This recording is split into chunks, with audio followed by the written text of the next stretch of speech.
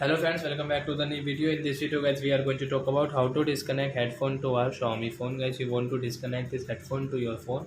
So as you can disconnect, and guys, now let's see how to disconnect headphone to our phone. In this video guys, we are going to talk about how to disconnect. So then first of all, open your phone setting to disconnect this headphone. Then guys, click on your Bluetooth setting.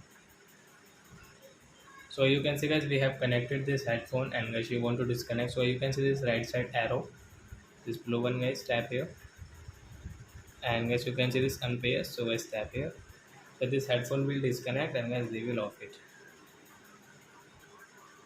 So I hope friends you have understood how to disconnect headphone to our phone. So that's it guys, thanks for watching. Now we will meet on next video with new topic. Before going guys, please go and like my video, subscribe my channel. Bye bye friends, thanks for watching.